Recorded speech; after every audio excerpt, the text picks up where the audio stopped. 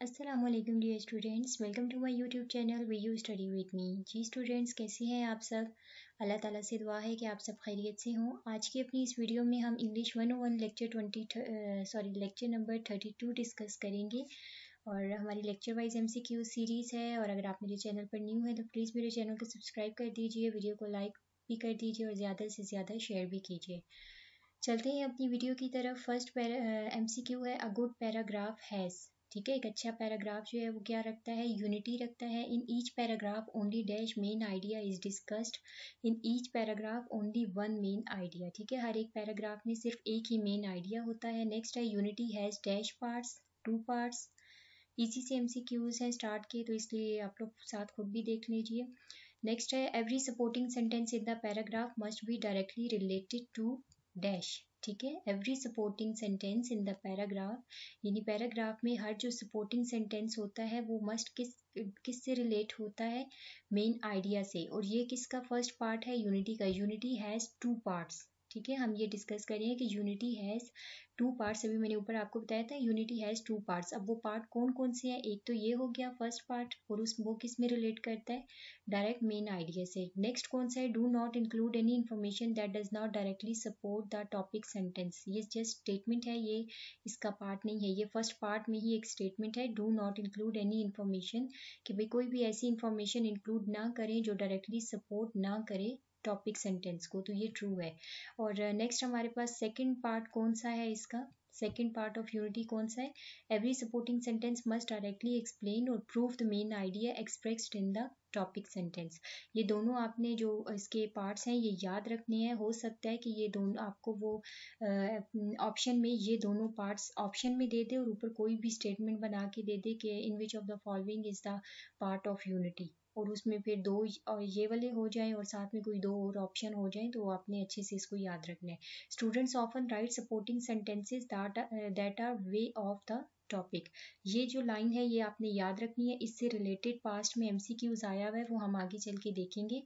Next है, the unity of a paragraph is determined by the terms of the topic sentence. ठीक है, ये हमने पिछले प्रीवियस में भी देखा है कि पैराग्राफ की यूनिटी टॉपिक सेंटेंस में क्या होता है? यूनिटी होती है। ठीक है, जस्ट एक मेन आइडिया होता है। जो भी उसमें था वो हमने पीछे उसमें देख लिया है। नेक्स्ट है, good effective paragraph should be dash enough to clinch its point.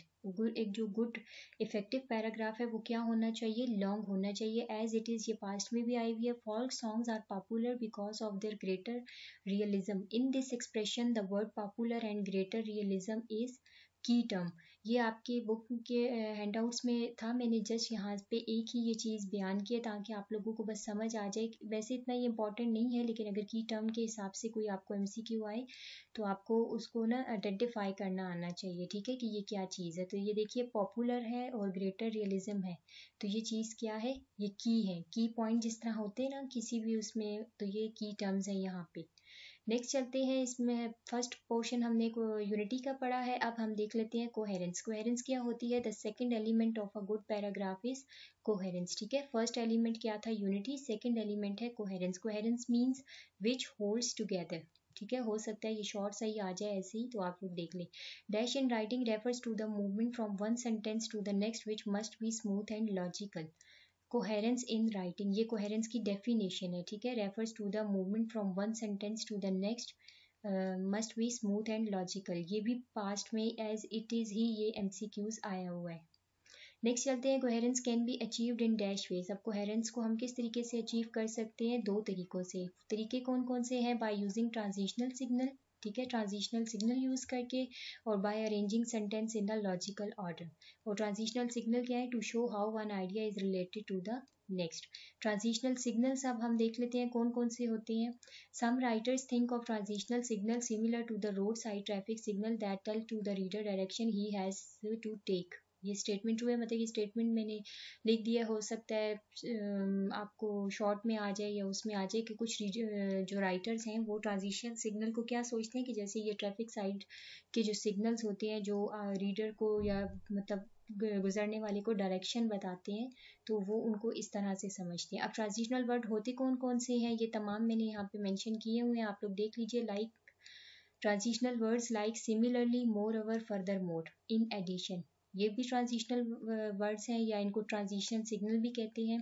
और इन एन ऑपोजिट आइडिया, अगर ऑपोजिट आइडिया में हमने बयान करना हो, किसी भी सेंटेंस में कोई ऑपोजिट आइडिया हम बयान करते हैं तो उसके लिए हम कौन सा यूज़ करते हैं transition words, on the other hand, how ever, contrast और गिविंग एंड एग्जाम्पल। ठीक है, और अगर हमने कोई एग्जाम्पल देनी हो तो उसके लिए हम कौन सा ट्रांजिशन वर्ड यूज़ करते हैं, फॉर एग्जाम्पल, फॉर इंस्टेंस। और अगर हमने किसी चीज़ का नतीजा रिजल्ट के तौर पे उसे शो करना हो तो हम कहते हैं एज अ रिजल्ट। और अगर कंक्लूजन के लिए शो करना हो तो हम इन कंक्लूजन का वर्ड यूज़ करते हैं ट्रांजिशन वर्ड के। ठीक है, उम्मीद करती हूँ ये आपको समझ आ गए होंगे। नेक्स्ट चलते हैं, transition words give dash to your paragraph as it is. ये एमसीक्यूज आपको आया हुआ है पास्ट में कि ट्रांजिशन वर्ड जो है वो पैराग्राफ को क्या देते हैं, कोहेरेंस देते हैं।